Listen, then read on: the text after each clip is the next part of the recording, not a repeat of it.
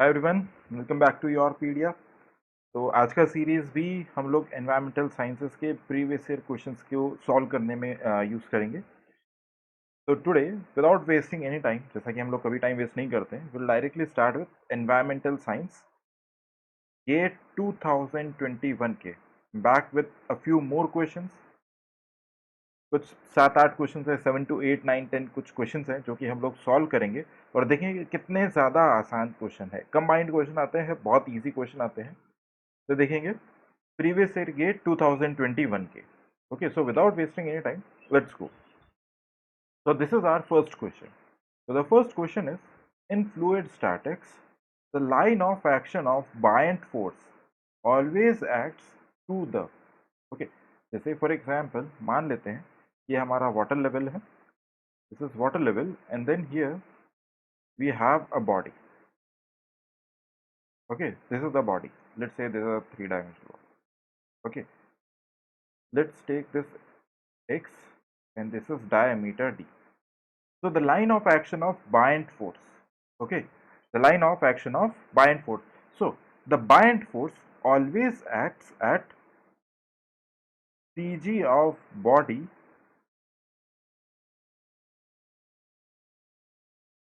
submerged in the body.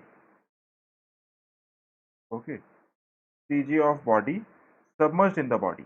Sorry, submerged in water. I'm sorry, submerged in water. तो यहाँ पे देखेंगे ये सबमर्ज्ड पार्ट है हमारा. ओके, तो इसका जो सी जी होता है, okay, that is the point of action of bind force. Okay, तो यहाँ पे ऑप्शन देखते हैं. The centre of gravity of any submerged body, बिल्कुल नहीं. Centre of volume of any floating body, बिल्कुल नहीं, टोटल वॉल्यूम की बात कर रहा है. The centre of displaced volume of the fluid by the body, तो yes, this can be correct. Okay, और डी क्या लिखा है? The centroid of the volume of a fluid vertically above the body. ऐसा नहीं होता, तो करेक्ट आंसर क्या है हमारा? सी. ये इसी स्टेटमेंट को दूसरे फॉर्म में लिख रहा है. ओके, इसी स्टेटमेंट को दूसरे तरीके से. तो बहुत सिंपल 1 मार्क का क्वेश्चन था ये. ओके, जो हमने अभी सॉल्व किया है. नेक्स्ट चलते हैं. ओके, दिस क्वेश्चन अगे देखो, थोड़ा सा कॉम्प्लिकेटेड है, देखते हैं. This was asked in 2 marks. देखो, the sewage treatment plant receives sewage at a flow rate of 20,000 metre cube per day. Okay, थोड़ा सा इसे साइड में कर लेते हैं ताकि डेटा लिख सकें. ओके, एट डिस्चार्ज कितना दे रखा है? 20,000 meter cube per day. Okay, the sewage has 200 milligram per liter of suspended solids. Okay, suspended solids कितना है? 200 milligrams per liter. Okay, assuming 60% suspended solids are removed in the primary clarifier. इसका मतलब क्या है? जितने भी सस्पेंडेड सॉलिड्स आ रहे थे, ओके, जैसे मान लो ये प्राइमरी क्लैरिफायर है, यहाँ पे कुछ हमारा डिस्चार्ज आ रहा है 20,000 metre cube per day. Common sense वाला क्वेश्चन है. सस्पेंडेड सॉलिड्स कितने आ रहे थे? 200 मिलीग्राम पर डे, मिलीग्राम्स पर लीटर. अब उसमें से जितने भी आ रहे थे, उसमें से क्या हो रहा है? नीचे 60% सॉलिड्स डिपॉजिट हो जा रहे हैं. ओके, अब assume 60% suspended solids are removed in the primary clarifier. मतलब यहाँ से जो भी स्लज बनेगा, उसमें से जितने सॉलिड्स हैं वो कितने? 60% है. The underflow, that is sludge, remove from the clarifier contains 5% solids. अब ये जो स्लज है, ओके, अब ये जो स्लज है, इसके अंदर कितना है? इसके अंदर है 5% सॉलिड्स. ओके, 5% सॉलिड्स है, तो यहाँ पे कितना रहा होगा? 95% वाटर. तो हमें क्या बताना है? हमें बताना है what is the daily volume of sludge generated. Okay, what is the daily volume of sludge generated, that in metre cube per day. और डेंसिटी ऑफ स्लज हम लोग ले सकते हैं 1000 kg पर मीटर क्यूब. तो देखना, क्वेश्चन बहुत ही ज़्यादा इजी है. ओके, बहुत ज़्यादा इजी है, सिर्फ थोड़ा सा डरावना बनाने के लिए डेटा थोड़ा ज़्यादा दे रखा है. ओके, तो हम लोग इसमें क्या कर सकते हैं? हम सबसे पहले निकाल लेते हैं कि 1 लीटर में, अगर 1 लीटर में 200 मिलीग्राम्स हैं, तो इतने सारे लीटर में कितने होंगे? ओके, इतने सारे लीटर में, that is equal to 20,000 into 10 to power 3 litres per day. एक दिन में इतना पानी आ रहा है, 1 लीटर में 200 मिलीग्राम है, तो इतने लीटर में, इतने सारे लीटर में कितने होंगे? तो बहुत आसान है, कैसे निकाल सकते हैं? यहाँ पे लिखते हैं total suspended solids. Okay, total suspended solids कितने आएंगे? 20,000 into 10⁻³ litres per day into 200। अब ये मिलीग्राम से, 1 लीटर में 200 मिलीग्राम से, तो इतने सारे लीटर में यूनिट काफ़ी बड़ी हो जाती है, तो हमें इसको क्या करते हैं, केजी में कन्वर्ट कर लेते हैं, KG per litre. Okay, litre as it is, तो लीटर से लीटर कैंसिल हो गया, क्या बचेगा? 3, 4, 5, 6, ये कैंसिल हो गया। तो आपस में सस्पेंडेड सॉलिड्स कितने बचेंगे? 20 into 200, that is 4000 KG per day. Okay, 4000 KG per day, ये हमारा क्या आ रहा है? Suspended solids. Okay, total suspended solids आ गए केजी पर डे। अब इसका ये बोल रहा है कि 60% जो है वो कहाँ पे जा रहा है? स्लज में। ओके, 60% कहाँ पे जा रहा है? स्लज में। तो what is 60% of 4000 KG per day? That is equal to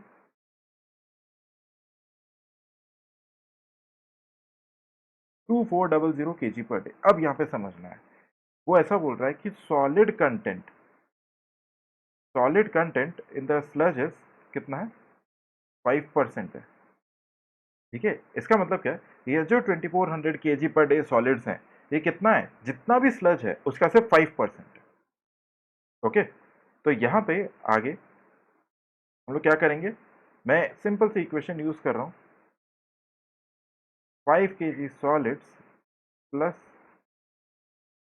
95 KG water. Okay, this will give 100 KG sludge. अगर 5 किलो स्लज होता, क्योंकि उसने सॉलिड कंटेंट 5% दिया है, 5 केजी सॉलिड्स होता, तो उसके अंदर कितना बचता? 95 KG water. Okay, 95 KG water तो टोटल मिला के 100 केजी स्लज बना देता है। तो यहाँ पे 1 केजी से कितना बनेगा? 1 KG plus 19 KG water will form how much? 20 KG sludge. Okay, मतलब 1 किलो सॉलिड से 20 किलो स्लज बन रहा है, तो 2400 केजी से कितना बनेगा? This is 48,000 KG of sludge. Okay, 48,000 KG of sludge बनेगा।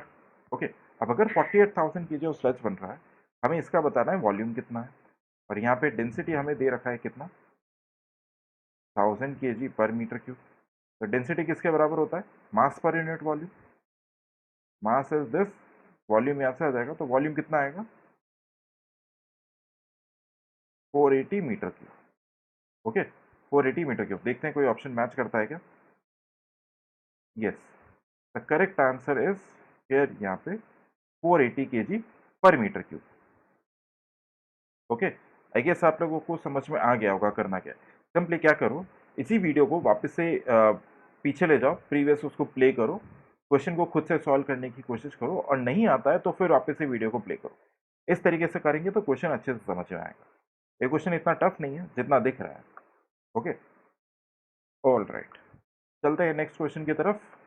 ओके, नाउ इस क्वेश्चन में which of the following is true for the nitrifying bacteria belonging to the genus Nitrobacter? Okay, अब नाइट्रोबैक्टर क्या होता है?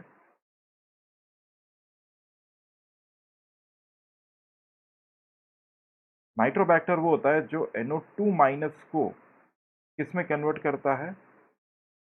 NO3 माइनस में। Okay, तो हमारा डी वाला तो ऑप्शन ऑलरेडी खत्म हो गया। ओके, अब देखो, they convert chemical energy to cellular energy using mitochondria. अब इसकी कहीं पे कोई बात ही नहीं होती है, तो ये भी गलत हो गया। अब दो ऑप्शन बचते हैं, या तो ऑटोट्रॉप्स हो सकते हैं या यूकैरियोट्स। आपको एक चीज बता दूं, ये जो नाइट्रोबैक्टर है, ये सारे के सारे मॉडिफाइड है। ओके, पुराने बैक्टीरिया नहीं है। ओके, तो इसका करेक्ट आंसर क्या है? सिर्फ ए, दीज आर ऑटोट्रॉप्स। ये थोड़ा सा हो सकता है कॉम्प्लिकेटेड पार्ट है, because this is a part of your microbiology. Okay, microbiology का पार्ट है, तो जब हम माइक्रोबायोलॉजी पढ़ते हैं तब इस टॉपिक को और ज्यादा डेप्थ में लेंगे। राइट, चलते हैं आगे। नेक्स्ट क्वेश्चन की तरफ. Okay, now which of the following is are the dominant mechanisms for the removal of spherical particles with diameter less than 10 micrometer? Common sense लगाना है, कॉमन सेंस. डायमीटर कितना है? Less than 10 micrometre from a gas stream using a fabric filter. Okay, अगर मैं सिर्फ common sense लगाऊं, मुझे कुछ भी नहीं पता इन सब के बारे में. देखो 10 माइक्रोमीटर बहुत ही छोटा डायमीटर है.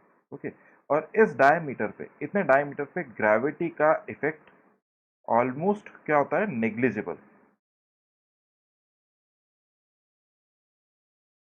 दिस इज ऑलमोस्ट नेग्लिजिबल, कुछ खास नहीं होता. तो यहाँ पे ग्रेविटेशन नहीं आएगा, else A C and D सब कुछ आ जाएंगे.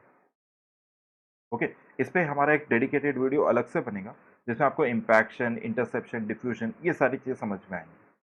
ओके, सिर्फ कॉमन सेंस लगाना है, क्वेश्चन बहुत आसान है. नेक्स्ट आते हैं 39. In the context of water quality, okay, which of the following is are correct for the most probable number of a water sample. Okay, now the first option is the estimated organisms are gram negative. ये बिल्कुल correct है. हम लोग gram positive के लिए नहीं निकाल पाते हैं. ओके, एक होता है ग्राम नेगेटिव, एक होता है ग्राम पॉजिटिव. तो ग्राम पॉजिटिव के लिए नहीं निकलता, ये किसके लिए निकलता है? ग्राम नेगेटिव के. बिल्कुल करेक्ट है. It is based on the assumption of Poisson distribution. This is also true. Poisson distribution पे अब देखो, it measures the exact number of micro organism present in the sample. तो एग्जैक्ट नंबर तो बता ही नहीं सकते ना, एग्जैक्ट नंबर तो बता ही नहीं सकते. दूसरा, it includes the quantification of pathogenic virus. अब ये एक्चुअली वायरस कैलकुलेट ही नहीं करता है, ये बैक्टीरिया कैलकुलेट करता है कि मोस्ट प्रोबेबली बैक्टीरिया कितने हो सकते हैं. वायरस तो कैलकुलेट ही नहीं करता है. तो करेक्ट आंसर क्या हो गया? ए और बी. अगर आपको जैसे सी और डी नहीं भी पता है, ओके, मतलब मान लो अगर आपको ए और बी नहीं भी पता है, तो भी आपको ये तो पता चल जाएगा कि आपको सी और डी नहीं पता है. तो आपका करेक्ट आंसर फिर भी थोड़ा प्रोबेबिलिटी बढ़ जाता है कि हमको सॉल्व कर पाएंगे. ओके, ये सारे पार्ट हमारे माइक्रोबायोलॉजी के हैं. नेक्स्ट आते हैं, बड़ा ही इंटरेस्टिंग क्वेश्चन है. बहुत सिंपल, क्लास 11th लेवल का क्वेश्चन है. इसको गेट में पढ़ाया जा रहा है. देखो यहाँ पे बहुत इजी है. The concentration of NO2 in the air at NTP, okay, normal temperature pressure is reported as 0.30 ppm. Okay, यानी NO2 का जो कॉन्सेंट्रेशन है that is 0.30 ppm. Okay, parts per million by volume. The concentration of NO2 in microgram per metre cube. मुझे किसमें चाहिए? Microgram per metre cube में चाहिए. Okay, rounded off to the nearest, और ये डेटा दे रखा है. Okay, this is 298 kelvin. Pressure दे रखा है 1 atm and 1 mole of ideal gas occupies 24.45 litre. ठीक है, मॉलिकुलर वेट कितना है? 46 ग्राम्स पर मोल. अब देखो, सिर्फ थोड़ा सा दिमाग लगाना है आपको. इसका मतलब पता होना चाहिए. इसका मतलब क्या है? बहुत सिंपल है. इसका मतलब क्या है? 1 ppm का मतलब क्या होता है? बहुत सिंपल से समझते हैं. What do you mean by 1 ppm? Parts per million. अगर 1 ppm ऑफ NO2 लिखा होता तो इसका मतलब क्या होता था? 1 metre cube of NO2 divided by 10 to power 6 meter cube of air. Okay, 1 meter cube of NO2 divided by 10 to power 6 meter cube of air. Simple सा. ये हम लोग कॉन्सेंट्रेशन वाले टर्म्स के वीडियो में देख चुके हैं, और या फिर हम लोग देखेंगे. Okay, 1 metre cube of NO2 divided by 10 to power 6 metre cube of air. अब यहीं पे अगर मुझे 0.3 दे रखा है तो कितना हो जाएगा? 0.30 metre cube of NO2 divided by 10 to power 6 metre cube of air. अब मुझे इस टोटल को किस में कन्वर्ट करना है? माइक्रोग्राम्स पर मीटर क्यूब. अब एक चीज समझो, ये वाला तो ऑलरेडी मीटर क्यूब में है. नीचे 10 to power 6 को हम देख लेंगे. हमें कन्वर्ट क्या करना है? इस वॉल्यूम को माइक्रोग्राम में कन्वर्ट करना है. यानी गैस की बात कर रहे हैं तो वॉल्यूम को किस में कन्वर्ट करना है? मास में. बस ये चीज है. तो इसके लिए सिंपल सा वॉल्यूम मास, मास वॉल्यूम का जो कन्वर्जन होता है किससे होता है? Using ideal gas equation. Okay, using ideal gas equation. तो आइडियल गैस इक्वेशन क्या है? PV equal to NRT। यहाँ पे प्रेशर कितना दे रखा है 1 atm, वॉल्यूम कितना है 0.30 मीटर क्यूब। ओके, मोल्स हमारे लिए क्या होते हैं, mass divided by molar mass. Okay, तो मोलर मास ऑफ NO2 कितना है 46, ये हमारे लिए नंबर ऑफ मोल्स है। अब R का वैल्यू आपको याद होना चाहिए 8.205 इंटू 10⁻⁵। ओके, और टेम्परेचर हमें दे रखा है 298। ओके, टेम्परेचर कितना दे रखा है 298। अब यहाँ से ये जो भी मास आएगा ये किसका आएगा 0.3 metre cube of nitrogen at this specified condition at NTP, मतलब 0.3 metre cube of nitrogen dioxide, इसका मास मेरे पास आ जाएगा। ओके, तो इस मास को कैलकुलेट करते हैं। दिस मास विल बी, आपके सामने ही कैलकुलेट कर रहा हूँ, अगर चाहें तो आप भी कैलकुलेट कर सकते हो। क्या आ रहा है 564.396 ग्राम। ओके, 564.396 ग्राम, यानी कि 0.3 metre cube of NO2 gas at NTP। Okay, normal temperature pressure वो कंडीशन दे रखी है, कितना होता है 564.396 ग्राम। ठीक है, अब ये ग्राम आ गया। अब कंडीशन तो वही है, पर मीटर क्यूब ऑफ एयर निकालना है, तो मैं इसको क्या करूं माइक्रोग्राम में कन्वर्ट कर देता हूं। 564.396 ग्राम्स दे रखा है। 1 ग्राम कितना होता है अगर मैं माइक्रोग्राम्स में कन्वर्ट करना चाहूं, into 10⁻⁶ micrograms. Okay, 10⁻⁶ micrograms. Okay, 1 gram equal to 10⁻⁶ microgram. Okay, alright. तो यहाँ पे अगर मैं इसको ऐसे लिख दूं, ये value 564.396 micrograms divided by 10⁻⁶। Okay, ये जितना भी आया है ये कितना है in 1 metre cube of air. Okay, कितना है 1 मीटर क्यूब ऑफ एयर में, तो 10⁻⁶ मीटर क्यूब ऑफ एयर में कितना होगा, 10⁻⁶ मीटर क्यूब ऑफ एयर में कितना हो जाएगा 564.396 माइक्रोग्राम। 564.396 माइक्रोग्राम, बहुत सिंपल सा कॉमन सेंस चल रहा है। इसका मतलब 0.3 मीटर क्यूब। ओके, या फिर हम लोग ऐसे लिखें 0.3 ppm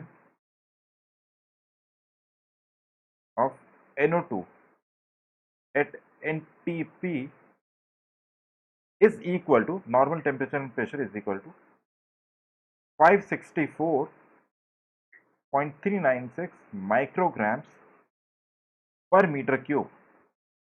ये हमारा कॉन्सेंट्रेशन आ गया।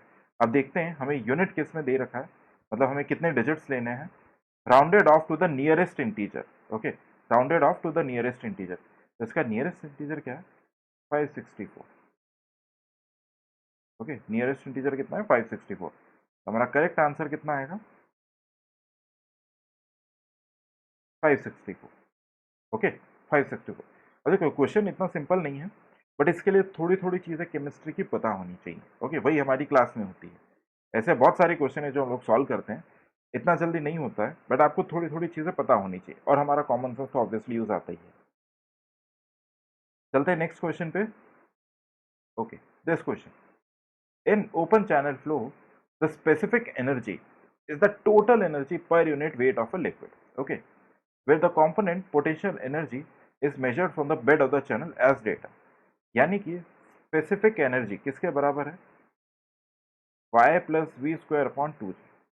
ये ऐसा बोल रहा है कि जो हमारा डेटम है ना, ओके, जो हमारा डेटम है वो क्या है बेड है, यानी इसमें डेटम का वैल्यू गायब हो जाएगा, डेटम का वैल्यू हमेशा जीरो रहेगा।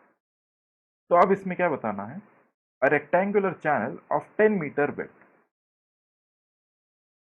इसका विड्थ कितना है 10 metre, carries a discharge of 20 metre cube per second, and the depth of flowing water is 1 metre. Okay, depth कितना है 1 मीटर, इसको y लिखो 1d लिखें, कुछ भी लिखें हो जाएगा। The specific energy for this flow condition. Okay, तो यहाँ पे y का वैल्यू मेरे पास है बट मेरे पास वेलोसिटी नहीं है, तो वेलोसिटी किसके बराबर होती है? Discharge upon area. तो discharge is 20 divided by area is 10 into 1, that is equal to 2 metre per second. Okay, metre per second. या फिर सिंपली हम लोग क्या करेंगे, वैल्यूज रख देते हैं। y कितना है 1 प्लस v स्क्वायर यानी 2 का square divided by 2 into G कितना दे रखा है 10 लेना है। Okay, 4/20। Okay, this is equal to 1.2 metre. 1.2 rounded off to 1 decimal place, यानी करेक्ट आंसर क्या है हमारा 1.2 मीटर। ये बहुत आसान है, अगर आपने थोड़ा सा भी ओसीएफ फ्लूइड मैकेनिक्स पढ़ा है तो इसे सॉल्व कर सकते थे। देखो कितना आसान है। नेक्स्ट पे चलते हैं। ओके, अब देखो चलो नेक्स्ट क्वेश्चन क्या है, ये भी बहुत आसान है, मुश्किल नहीं है। Two reservoirs are connected by a pipeline consisting of two pipes A and B in series. Okay, A और बी दो पाइप्स हैं, किसमें है? सीरीज में। The two pipes are of same length, दोनों का लेंथ सेम है, and have same Darcy friction factor. Okay, friction factor भी सेम है। If the internal diameter of pipe B is twice as large as internal diameter of pipe A, यानी कि दो pipes बना लेते हैं, this is pipe A and this is pipe B. Okay, दोनों का लेंथ सेम मान लेते हैं। ओके, और यहाँ पे फ्रिक्शन फैक्टर भी सेम है। Okay, the ratio of head loss in the pipe A to that in the pipe B. अब देखो जब भी पाइप हमारा सीरीज के अंदर होता है, ओके, जब भी पाइप क्या होता है सीरीज के अंदर होता है, मान लो इसके अंदर डिस्चार्ज ए आ रहा है, यहाँ पे डिस्चार्ज बी आ रहा है, तो discharge A will always be equal to discharge B. Okay, सिर्फ वेलोसिटीज चेंज होती जाएंगी बट डिस्चार्ज हमारा सेम रहेगा। ओके, बट अगर मैं टोटल हेड लॉस बोलूँ तो total head loss in A plus total head loss in B किसके बराबर होगा? Total head loss. अब यहाँ पे अगर मैं हेड लॉस इन ए लिखूं तो ये कितना आएगा in terms of friction factor and discharge? कितना आएगा? 8 FL Q square upon pi square G D A to power 5, यानी इसमें सारे के सारे फैक्टर कांस्टेंट है। Discharge is constant, length constant, F constant, G तो 9.81 होता ही है, यानी H F A is proportional to 1 upon D A to power 5। Okay, is proportional to D A to the power 5। अब मुझे क्या बताना है? मुझे बताना है the ratio of head loss in pipe A to that in pipe B. तो बहुत सिंपल है, मैं इसको क्या लिख सकता हूँ? H F A upon head loss in pipe B. Okay, this is equal to, sorry not this, diameter of B power 5 divided by diameter of A power 5। अभी क्या बोल रहा है? डायमीटर ऑफ बी कितना है? ट्वाइस द डायमीटर ऑफ ए बोल रहा है, तो सिंपल सा यहाँ पर रख दो 2 DA to power 5 divided by diameter of A to power 5। इसे सॉल्व करेंगे तो आंसर क्या आएगा? 32। सिंपल लॉजिकल क्वेश्चन है, तो करेक्ट आंसर क्या है यहाँ पे? 32। बहुत आसान है, इससे ज़्यादा टफ क्वेश्चन हम लोग क्लास के अंदर करते हैं। ओके, क्लास के अंदर करते हैं ताकि आपको गेट का जो क्वेश्चन है वो बहुत आसान लगे। ओके, अब देखो नेक्स्ट क्वेश्चन अगेन, ये सॉइल को क्लब कर दिया है, सॉइल केमिस्ट्री का क्वेश्चन है। ओके, और बड़ा ही आसान है, मुश्किल नहीं है। In a field test of a geological formation of permeable soil, porosity is 20%। Porosity कितना होता है? 20%।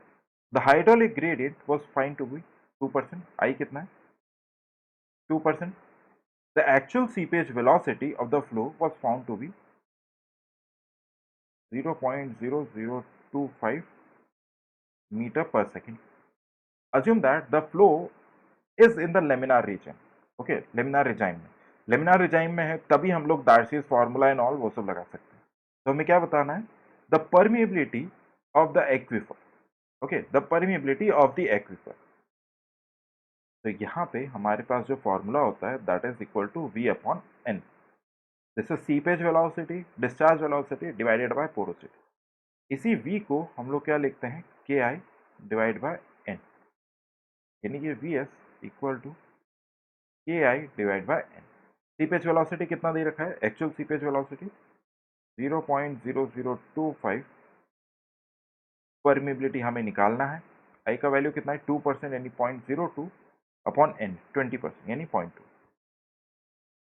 तो के का वैल्यू कितना आएगा,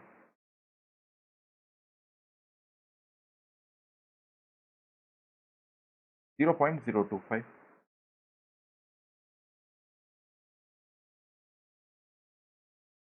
zero point 025, okay, this is the value of k, 0.025 metre per second, correct. Rounded off to 3 decimal places लिखा है। आपको ये ध्यान रखना है कि पेपर में ऐसा पूछा गया है कितने डेसिमल प्लेस, अगर 2 डेसिमल प्लेसेस पूछा होता तो हमारा करेक्ट आंसर क्या हो जाता, 0.03, ओके 0.03, बट ये इससे पूछ रहा है तो 0.025। ओके, नेक्स्ट पे चलते हैं। अ 900 mm internal diameter sieve is laid at a slope of 0.004 and has an actual flow of 0.15 meter cube per second. Okay. Manning's roughness coefficient is given as 0.01, मतलब चीजें लिख लेते हैं, डेटा लिख लेते हैं। डायमीटर हमें दे रखा है 900 mm, ओके। स्लोप दे रखा है 0.004, ओके।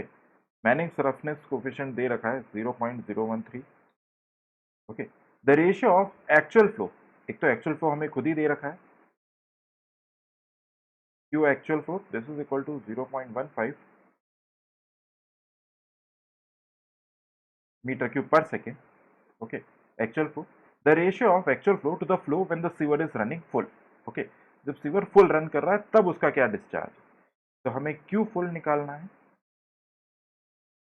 और Q actual divide by Q full कर देंगे, ओके। तो सिंपल सा हम लोग इसमें क्या करें, मैनिंग्स इक्वेशन लगाते हैं, simple 1 upon n into power 2/3 under root slope into area. Q full को मैं क्यू एफ से डिनोट कर रहा हूँ, एन का वैल्यू कितना है 0.013। अब बारी आती है एम की, एम कितना होता है, एरिया अपॉन पेरीमीटर, ओके। जब फुल फ्लो हो रहा है तो एरिया कितना हो जाएगा, pi D square by 4, pi D square divided by perimeter कितना है, पाई डी 2 पाई आर, पाई से पाई कैंसिल, एक डायमीटर से एक डायमीटर कैंसिल, कितना बचा d/4।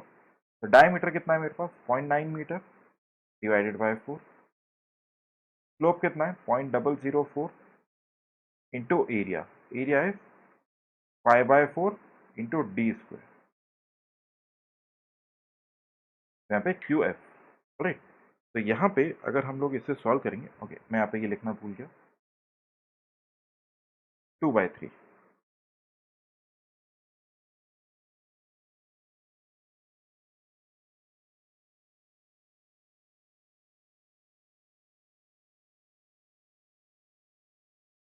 ये हमारे पास में आ रहा है 1.138 मीटर क्यूब पर सेकेंड। हमें क्या निकालना है, यहाँ पे देखते हैं क्यू एफ हमारे पास में आ गया, the ratio of actual flow to the flow when the sewer is running full, okay. यानी मुझे क्या निकालना है, ये वैल्यू मेरे पास में आ गई 1.138, यानी हमें निकालना है Q actual divided by Q full, तो 0.15 डिवाइडेड बाय 1.138, ओके। तो ये वैल्यू आती है 0.1317, एक बार वापस कर लेते हैं, 0.13117 मीटर क्यूब, सॉरी कोई यूनिट नहीं आएगी, ओके। डिस्चार्ज टू डिस्चार्ज का रेशियो है, the ratio of actual flow to the flow rounded off to 2 decimal places, मतलब कितना आएगा 0.13, करेक्ट 0.13।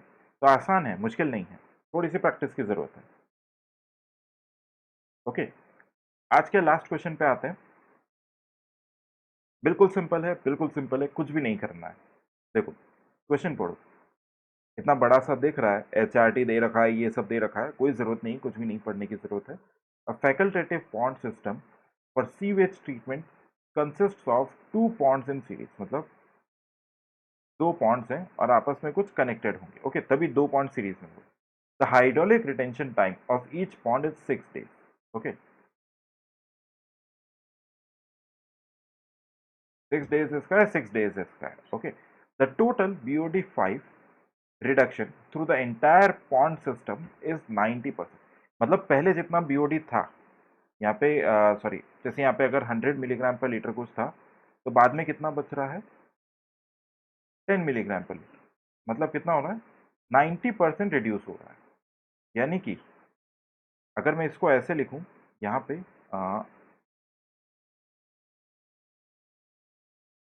Y5 अपॉन Y0, ये मुझे कितना दे रखा है, 0.9। आई गेस आप लोगों को समझ में आ गया होगा, okay.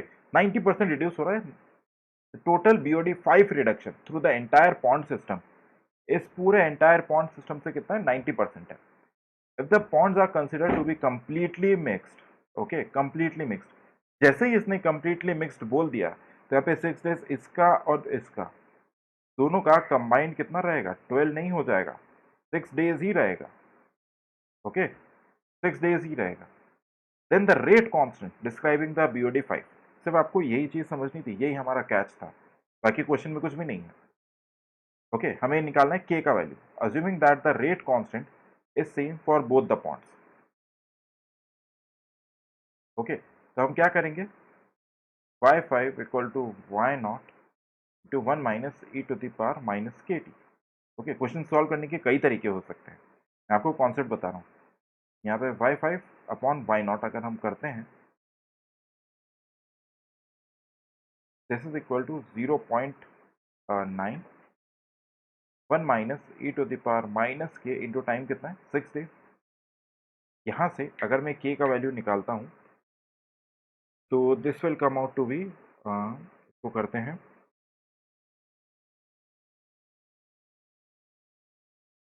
0.383, 0.383 day inverse, okay, 0.383 day inverse. अब हमें क्या बताना है, rounded off to 2 decimal places, यानी 2 डेसिमल प्लेसेस तक तो कितना आएगा, 0.38, बिल्कुल सिंपल सा, 0.38, okay. Rounded off to 2 decimal कितना आएगा, 0.38, वेरी सिंपल, बहुत ही आसान, ओके। तो आई गेस यहाँ तक आप लोगों को समझ में आया होगा। क्वेश्चंस बहुत आसान है, क्वेश्चंस मुश्किल नहीं है, ओके। बस आपको थोड़ा सा करेक्ट नॉलेज चाहिए। आज जितने भी हमने क्वेश्चन किए हैं, जैसे 10 क्वेश्चन किए, 10 में से 7 to 8 क्वेश्चंस ऐसे हैं जो कि एग्जाम में करने लायक हैं और बहुत ही आसान है, with just basic knowledge, okay. With just basic knowledge question हो जाएगा। चल, आई बिलीव कि 2 या 3 क्वेश्चन हो सकते हैं कि आपसे शायद ना हो, ओके। 2 या 3 क्वेश्चन ऐसे होते हैं कि हम किसी न किसी फॉर्म में अटक जाते हैं उसमें, तो वैसा नहीं।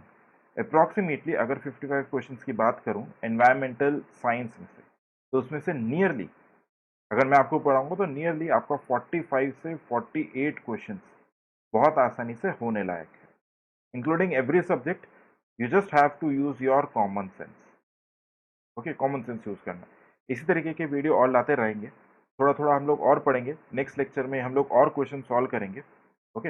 आपको कुछ भी डाउट होता है तो you can contact us any time. So till then, take care. Bye bye. This is Ruchin signing off for this day.